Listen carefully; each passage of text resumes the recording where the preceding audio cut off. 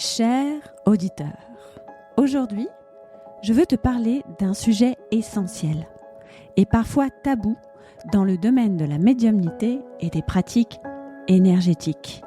Il est temps de lever le voile sur l'ego. Pourquoi et comment l'ego peut devenir un danger, non seulement pour toi, mais aussi pour les autres. Comment le reconnaître et le transformer en un allié plutôt qu'en un frein. Comment pratiquer de manière saine et éthique sans te laisser happer par tes peurs et tes désirs. Partons ensemble sur la mise en lumière de ce sujet qui est à mon sens plus qu'essentiel dans tes pratiques spirituelles. Bonjour à toi, j'espère que tu vas bien. Ah, l'ego, notre compagnon de vie à nous chers humains. Alors souvent, quand on entend parler sur les réseaux, dans le dev perso ou ailleurs d'ailleurs, l'ego est considéré comme mauvais. Et il semblait important de rééquilibrer, à mon sens, les choses à ce sujet. L'ego n'est pas nécessairement mauvais.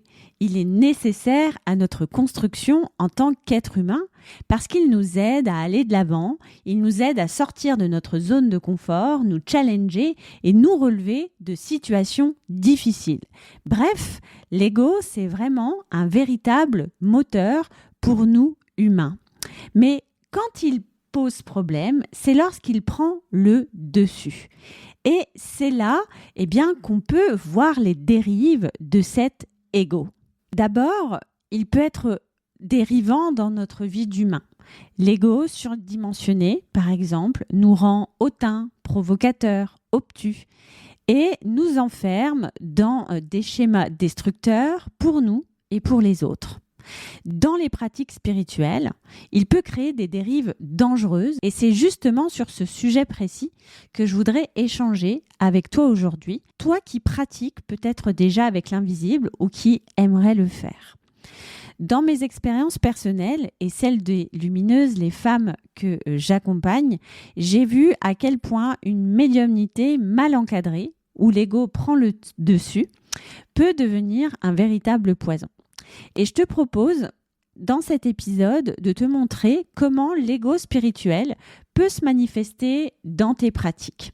Le but, évidemment, ce n'est pas ici de te jeter la pierre ou de te faire culpabiliser sur quoi que ce soit, bien au contraire, mais simplement de t'inviter à toujours avoir cette petite voix intérieure qui t'aide à prêter attention quant à la place de ton ego dans tes pratiques spirituelles. Car je sais ô combien cet ego peut venir nous titiller dans notre quotidien, autant dans le sabotage instinctif que dans la toute-puissance.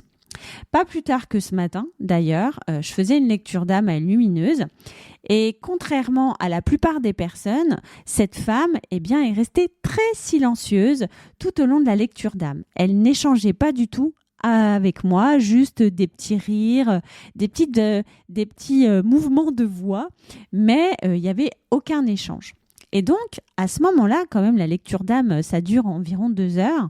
Mon ego, lui, ce qu'il cherchait, c'était sa validation.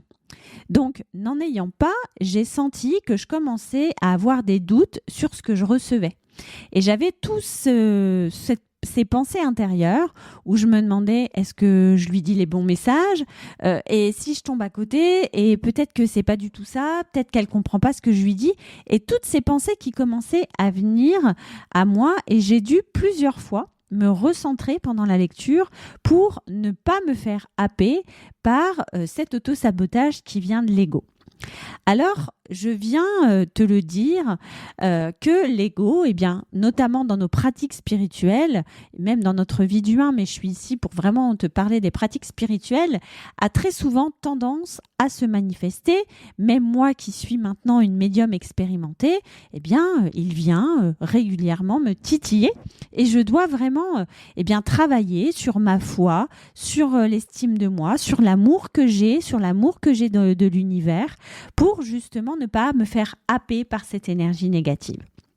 Mais l'ego, en fait, il est très sournois et il peut vraiment se manifester de différentes manières dans tes pratiques et même dans ton quotidien. Et c'est vraiment là où j'ai envie de t'éclaircir en fait ce sujet pour que tu puisses te dire ah ouais, en fait là c'est mon ego qui se manifeste, donc en fait ce n'est qu'une part de moi qui a juste besoin d'être rassurée, donc je vais aller me recentrer.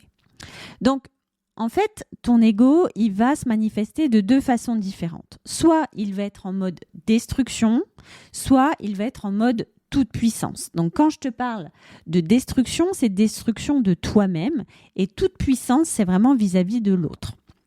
La base de la naissance de l'ego, c'est toujours, en tout cas de l'ego déséquilibré, celui qui va faire du mal, entre guillemets, c'est toujours issu en fait d'une insécurité.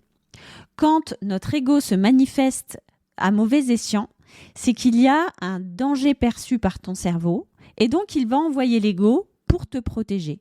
Parce que la seule mission de l'ego, c'est de te protéger. C'est pour ça que tu es doté de cette puissance à l'intérieur de toi, parce que oui, c'est une forme de puissance.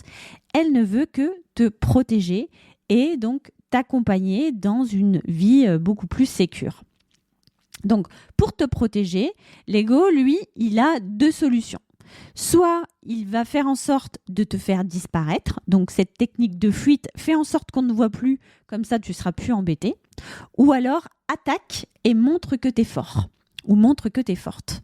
Et donc, c'est vraiment deux stratégies dans lesquelles il va te pousser pour justement pouvoir te défendre contre l'adversité, parce qu'il y a une sécurité perçue par ton mental.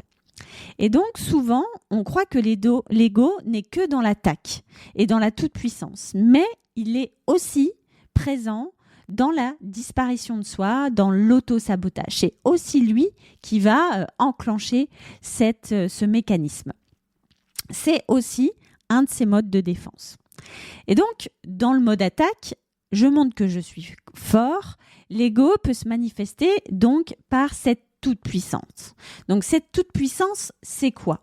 Eh bien, on peut la voir dans les pratiques spirituelles. Moi, je peux le voir, je peux l'observer parfois chez certaines lumineuses qui sont en formation, mais c'est normal puisque elles sont là, elles sont dans leur processus, donc elles vont passer par justement des schémas qui vont aller nourrir des peurs, des incertitudes, des blessures profondes. Et donc, l'ego va venir là en disant, si tu as ce tel comportement de toute puissance, au moins tu vas te sentir en sécurité. Et donc, le premier effet de l'ego dans les pratiques spirituelles, donc un ego qui est nocif, c'est vraiment avoir des certitudes. Par exemple, c'est affirmer en tant que médium que vous détenez la vérité absolue et que forcément, ce qui va se passer, eh bien, c'est ce que vous avez dit. Et là, on est en train de créer quelque chose de très dangereux. Moi, je vois beaucoup autour de moi, sur les réseaux sociaux notamment, et j'aime aller regarder, voir un petit peu effectivement toutes ces dérives qu'on peut observer parce que on est aussi, faut être honnête, dans un espèce de phénomène de mode autour de la spiritualité où tout le monde, en fait, se dit médium et se dit maître spirituel et donc tire les cartes, etc. Mais à aucun moment, en fait, il y a cette remise en question et cette posture dont je vais te parler tout à l'heure. Et donc, le risque, c'est que quand on est dans un ego comme ça surdimensionné, on va aller rayonner une certaine forme d'énergie. Et cette forme d'énergie, c'est plutôt un aplomb, un charisme important qui va aller rassurer la personne qui, elle, est en insécurité, qui est dans une forme de mal-être. Et donc, on va aller jouer au sauveur sauvé ou au persécuteur persécuté. Et dans ce jeu-là, on est dans un jeu psychologique qui est très dangereux. Il y a quelques temps en arrière, il y a 1 an, j'étais sur une conférence et j'accompagnais mon mari en tant qu'épouse, tout simplement. Et il y a un homme qui est venu vers moi et qui se présente en disant « Moi, je suis médium, je suis guide spirituel, j'accompagne des personnes à se sentir mieux dans leur vie par des soins que je leur donne, par des guidances que je transmets, etc. » Donc jusque-là, ok. Et il me dit, j'ai un message pour vous. Et là, donc je ne lui donne même pas ma validation. Il me dit, il faut arrêter d'être comme ça parce que sinon au mois de septembre, vous allez vous séparer avec Geoffrey. Et il me sort comme ça, mais ça de but en blanc. Imaginez, moi, alors je m'y attendais pas du tout, et j'ai beau être médium, je reste quand même humaine, je me suis pris une charge négative, mais en pleine face. Parce qu'il avait une telle conviction, une telle certitude et un tel ego que je me suis pris, mais vraiment l'énergie de ce truc-là en plein cœur. Ça m'a, honnêtement, je te le dis, ça m'a déstabilisée sur le moment parce que je m'y attendais pas. Alors évidemment, j'ai pris de la hauteur, j'ai pris du recul parce que je sais ô combien en fait cette personne était certainement dans un grand mal-être pour pouvoir venir me dire ça de but en blanc sans que je lui ai demandé quoi que ce soit. Et je devais provoquer certainement chez lui de l'insécurité pour qu'il vienne me le dire parce que visiblement personne d'autre n'avait entendu parler de lui sauf moi. Mais j'ai dû venir réveiller quelque chose. C'est lui qui fait qu'il s'est autorisé à entrer dans mon espace comme ça. Et cet ego surdimensionné qui a été en mode attaque vis-à-vis de moi, en tout cas moi je l'ai pris comme ça, est venu vraiment m'apporter une certitude sur l'avenir de mon couple. Alors, je dois te dire que franchement, ça m'a perturbée pendant plusieurs jours. Parce que d'une part, par rapport à ma posture, parce que je m'y attendais pas, donc je me suis dit, attention avec ce genre de personnage, je sais que je peux parfois rayonner une certaine forme d'énergie qui dérange. Attention avec ce genre de personnage qui peut venir t'agresser comme ça. Donc, fais en sorte d'accueillir ces gens-là parce qu'ils ont aussi le droit de se manifester auprès de toi. Mais protège-toi. Et dans cette protection, en fait, on peut justement faire une parade à ça. L'idée, c'est pas de rentrer dans la contre-attaque parce que là, du coup, on est aussi nous dans l'ego. Mais c'est vraiment d'accueillir en fait la personne dans son énergie. Et donc, ce que m'a dit cette personne-là, je n'ai pas cessé quand même d'y penser. Et jusqu'au mois de septembre, j'avais quand même cette pensée en arrière-plan. Alors que moi, je suis une personne aguerrie et que je sais ce que c'est que la connexion à l'invisible. Et aujourd'hui, il y a vraiment des dérives comme ça, de cette toute-puissance, chez des personnes qui sont certainement très insécures à l'intérieur d'elles et qui ont besoin de prouver à d'autres personnes qu'ils ont des capacités de connexion à l'invisible. Et donc, ils vont apporter des certitudes comme ça à des personnes qui sont, elles, fragiles. Et c'est là que c'est dangereux parce que d'une part, la personne qui est fragile n'a pas conscience, en fait, qu'elle peut tout à fait être responsable de son avenir et modifier quand elle veut les choses. Et aussi, elle peut vraiment croire de manière limpide tout ce que la personne a dit. Et donc, parce que cette personne a dit ça, elle va avoir une forme d'attitude et des comportements qui vont finir par engendrer ce que la personne lui a dit. Et ça, c'est très, très important. Cette toute-puissance-là, elle est vraiment... elle se manifeste beaucoup, notamment sur les réseaux sociaux. Et ici, je suis vraiment en train de vouloir te faire comprendre que non, je ne suis pas là pour te jeter la pierre, je ne suis pas là pour te dire que tu es dans cette forme de toute-puissance, mais c'est vraiment de t'observer dans ton quotidien, dans la manière dont tu délivres des messages. Est-ce que quand tu délivres un message, est-ce que tu dis à la personne que c'est une certitude, que c'est sûr que ça va se passer et qu'elle n'a pas d'autre solution possible? Est-ce que justement tu as l'impression que tes messages vont sauver la personne et que tu lui donnes cet espoir que oui, tout va bien aller? Et ça, c'est important justement d'en avoir conscience. Parce que dans la toute-puissance, l'ego peut se manifester vraiment de plein de manières différentes et aussi par le fait notamment de se sentir attaqué dès qu'un avis diffère de notre positionnement ou diffère de ce qu'on peut avancer. Regarde encore une fois sur les réseaux sociaux, évidemment, tout ce qui est en rapport avec la spiritualité, la médiumnité, les pratiques ésotériques, il y a des personnes qui ont une forme de haine contre ces pratiques. Et ça, c'est leur peur, c'est ce qu'ils doivent traverser, c'est ce que ça leur renvoie. Et donc, pour libérer cette peur ou cette colère, eh bien, ils vont mettre des commentaires infâmes sous les posts des gens qui n'ont rien demandé, mais simplement avoir l'envie de partager, de transmettre un message. Et quand tu n'es pas aligné et que tu as du coup cet ego qui vient t'apporter de la sécurité, eh bien justement, ça vient beaucoup te toucher, ces messages de haters. Parce que ça vient, encore une fois, toucher cette instabilité. Et l'ego qui est là vient te dire, t'as vu, hein, finalement, ce qu'il te dit, eh bien, c'est peut-être qu'il a raison, peut-être que c'est pas le bon message, peut-être que c'est pas bien ce que tu fais, peut-être que c'est pas la bonne voie. Ou alors, ça peut aussi te mettre en colère en disant mais lui pour qui il se prend, c'est n'importe quoi, moi ce que je dis de toute façon c'est forcément vrai, j'ai pas de doute. Et voyez là, l'ego en fait il peut encore une fois se manifester de différentes manières parce que la base du problème c'est que tu te sens attaqué par un commentaire, une critique qui est issue d'une personne qui elle-même a ses peurs et a ses blessures intérieures.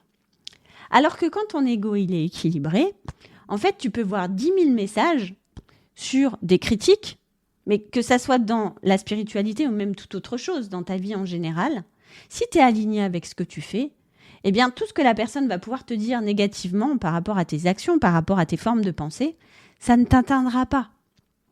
Donc, c'est vraiment intéressant de t'observer dans la manière dont tu vas recevoir le jugement et la critique de l'autre.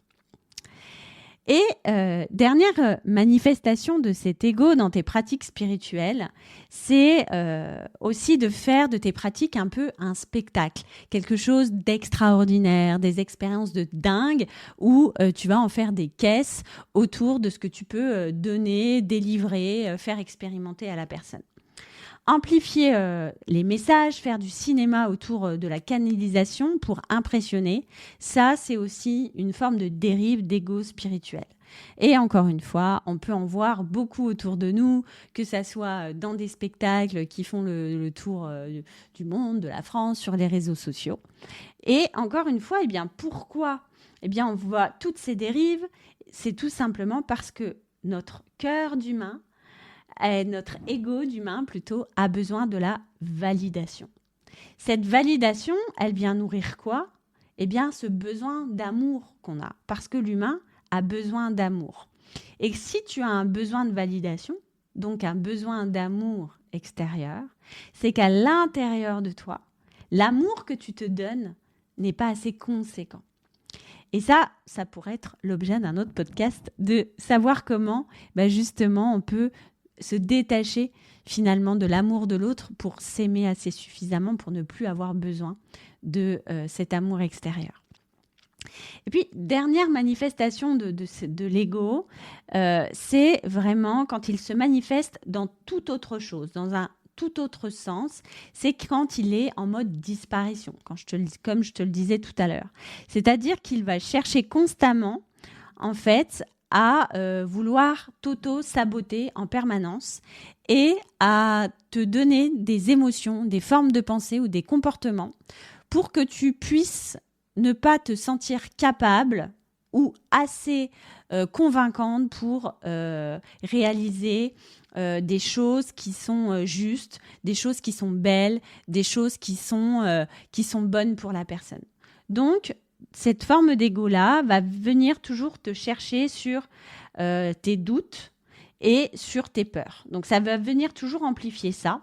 Et donc, comment il va justement aller te titiller sur ça, c'est qu'il va toujours, justement, tu vas toujours te forcer enfin te forcer. Ça va être toujours naturel pour toi de demander à l'autre si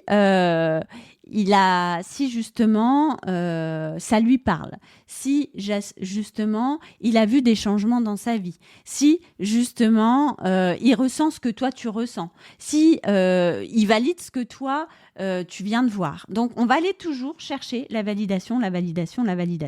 Alors c'est normal, encore une fois, peut-être là que tu es en train de te dire oui mais Betty, à un moment donné c'est important aussi de voir si la personne se transforme. Et je suis complètement d'accord avec ça. Mais c'est encore une fois quand c'est fait avec exagération. C'est-à-dire, imagine, tu as une cliente, tu l'accompagnes et donc tu as fait ta lecture d'âme le matin et le soir, tu as besoin de savoir comment elle se sent. Et puis, tu vas lui renvoyer un message le lendemain. Alors, comment ça va ? Tu as vu des choses dans ta vie ? Et tu attends en fait la manifestation. Tu attends la validation à la fois de cette personne, mais aussi à la fois de l'univers. Donc, tout ça, en fait, c'est vraiment quelque chose qui peut se manifester quand l'ego vient te titiller sur tes peurs. Et évidemment, si tu es ce type de personne qui a besoin de validation toujours de l'extérieur pour venir prouver en fait tes capacités de médium ou d'énergéticienne, tu vas avoir aussi tendance à vérifier sans cesse les commentaires positifs sur tes réseaux sociaux et de demander systématiquement à tes proches ou aux personnes que tu accompagnes si tes guidances sont justes avant finalement de pouvoir te sentir légitime. Et donc, qu'est-ce que tu crées à ce moment-là ? Tu crées une dépendance affective entre ta médiumnité et les autres. Et c'est là que ça commence à devenir dangereux. C'est-à-dire que ta médiumnité n'est que le résultat de la validation de l'autre, alors que la médiumnité, c'est juste une connexion à l'univers et c'est ce que tu reçois de manière juste par l'univers, ce qui t'est envoyé. Alors peut-être qu'à travers tout ce que je t'ai dit là, tu peux percevoir que des choses se sont manifestées chez toi dans tes pratiques ou qu'elles se manifestent d'ailleurs encore. Mais encore une fois, je ne suis pas là pour te culpabiliser ou te dire attention, c'est pas bien. Car là, si je te disais ça, je serais moi-même dans l'ego. Mon idée, c'est vraiment de t'apporter une prise de conscience. Si toutefois, tu ne l'avais pas ou que tu avais besoin de l'avoir et t'aider à avoir foi en toi pour avoir surtout confiance en tes capacités de médium énergéticienne, actuelles ou futures. Tu es peut-être en train de te dire « Ok Betty, c'est bien tout ça, mais comment on fait concrètement pour retrouver l'équilibre dans nos pratiques ou revenir au centre rapidement dès qu'on sent que l'ego se manifeste quand on est en pratique ?» Je vais te donner 4 tips hyper importants pour que vraiment tu saches te remettre en question rapidement et revenir au centre dès que tu sens que l'ego se manifeste dans tes pratiques. Première chose très importante, c'est développer une posture d'accompagnante et non de sauveur. La posture dans les pratiques énergétiques et médiumniques et toute autre pratique spirituelle est très importante. C'est ce que j'enseigne aux lumineuses et aux Orenda. Je leur répète sans cesse, je leur rabâche les oreilles avec ça et je leur dis tout le temps, vous ne pouvez pas sauver tout le monde. C'est une évidence. Elles sont des guides, mais en aucun cas, elles ne pourront être la sauveuse, la super-héroïne de la personne. Et ça, c'est très important pour toi, dans tes pratiques, de comprendre que la personne que tu accompagnes a sa propre responsabilité quant à sa transformation, quant à son évolution, pour sortir de sa situation. Et nos messages sont simplement des coups de pouce, des directions pour accompagner la personne à se sortir de la situation. Ce n'est pas à nous de la sortir. C'est vraiment à elle de utiliser nous ce qu'on lui a donné pour se donner une impulsion, pour avoir une force supplémentaire, pour se sortir de sa situation ou prendre un chemin qui est juste et bon pour elle. Donc cette posture, elle est ultra méga importante. Ensuite, la deuxième chose qui est pour moi une évidence, c'est avoir la capacité de se remettre en question régulièrement. Vraiment, demande autour de toi des retours honnêtes et demande aux personnes finalement qu'est-ce qu'ils ont ressenti dans ta lecture, certes, ou dans ta canalisation, dans ton tirage de cartes, ou dans ton soin énergétique, ou dans ton accompagnement, peu importe. Et surtout, demande aussi des axes d'amélioration. C'est ce qu'on appelle le feedback en coaching. Un feedback, ce n'est pas que les retours positifs. Parce que si tu n'as que des retours positifs, c'est là que l'ego va se manifester. C'est important aussi de demander à la personne, OK, qu'est-ce que je pourrais améliorer, moi, dans mes pratiques ? Et dans Luminescence, par exemple, les lumineuses ont régulièrement des questionnaires de satisfaction qu'elles sont libres ou non de remplir. Mais moi, en fait, je vois si ma posture est bonne, si je dois changer des choses, si je dois m'adapter davantage à une cohorte, à une autre. Et je fais la même chose pour la retraite. Parce que cette remise en question, elle est vraiment nécessaire pour retrouver l'équilibre, pour être au centre et ne pas partir dans la toute-puissance. Ensuite, ce qui va être important, c'est vraiment d'apprendre à dissocier tes guidances et la validation de l'autre. Une information juste peut ne pas être acceptée par la personne. C'est-à-dire que tu peux très bien recevoir une information et la personne te dit non, ça me parle pas, je vois pas du tout ce que tu dis, moi j'ai pas du tout de lien avec ça. Par exemple, encore ce matin, je vois qu'il y a un blocage au niveau utérin, puis je sens que ça va très très vite dans son utérus. Donc, il y a quelque chose qui me vient, et donc je lui dis, est-ce que tu as tendance à avoir des règles hémorragiques ? Elle me dit, ah non, pas du tout. Et puis avec un ton un peu comme ça, on va dire monotone. Donc, mon ego pourrait dire, tu vois, tu dis n'importe quoi. Mais non, ça ne me remet pas en question ma valeur, en fait. C'est pas parce que ça ne lui parle pas que je suis sur la mauvaise piste. Ça veut simplement dire que, peut-être que je dois aller chercher un peu plus profondément dans les messages qu'on me donne. Et parfois, vous pouvez même tomber à côté. Ça arrive. Moi, ça m'arrive de temps en temps. Je vais délivrer un message et la personne me dit non, ça ne me parle pas. Et c'est complètement OK de se tromper. Parce que justement, le fait de se tromper, ça vient justement nous dire, tiens, t'es peut-être un peu trop dans la toute-puissance là. Si on te remettait un petit peu dans l'équilibre avec une petite erreur. Parce que l'erreur est là justement pour t'apprendre des choses. Et qu'est-ce que ça vient t'apprendre ? Et là, moi, en l'occurrence, sur cette question de règles hémorragiques, j'ai appris que c'était pas ça le problème, que c'était ailleurs et que ce dysfonctionnement venait d'ailleurs et pas des règles hémorragiques. Donc, ça m'a permis d'aller chercher ailleurs et bien plus profondément, plutôt au niveau émotionnel. Et c'est ce qu'on a trouvé par la suite. Donc, en tout cas, ce n'est pas parce qu'une personne ne valide pas une fois dans vos perceptions que ça va remettre en cause votre valeur de praticienne et aussi votre qualité de praticienne. Et la dernière chose importante, c'est vraiment pour rééquilibrer ton ego, c'est l'humilité. Je crois que c'est la valeur la plus importante à faire rayonner en toi quand tu travailles dans la spiritualité ou en lien avec des personnes que tu accompagnes pour qu'elles aillent mieux, pour qu'elles se sentent mieux. Cette valeur, elle est très très importante parce qu'elle nous empêche de tomber dans cette forme d'ego spirituel.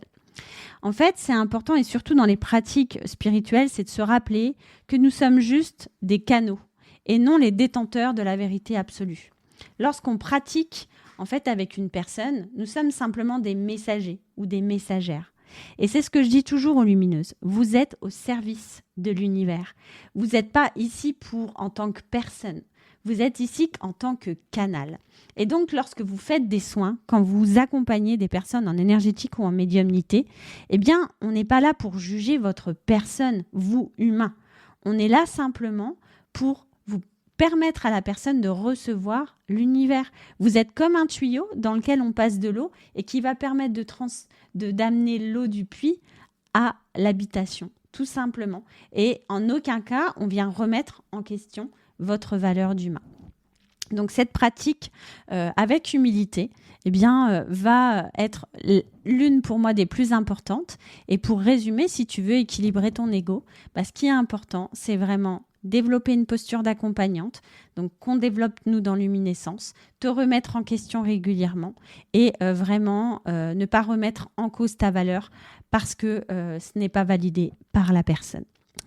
Alors voilà, j'espère que cet épisode t'a plu et qu'il va t'aider à changer de posture dans tes pratiques, si c'est nécessaire bien sûr, ou par rapport à tes futures pratiques, si tu envisages de déployer tes capacités médiumniques et énergétiques.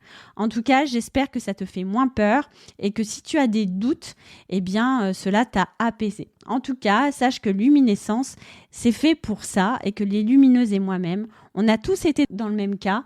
Parfois, on est encore dans ce cas de doute et de toute puissance et ça peut arriver à tout le monde. Et on est là pour t'accompagner à justement à retrouver l'équilibre de ton ego pour qu'il soit plutôt un allié plutôt qu'un frein.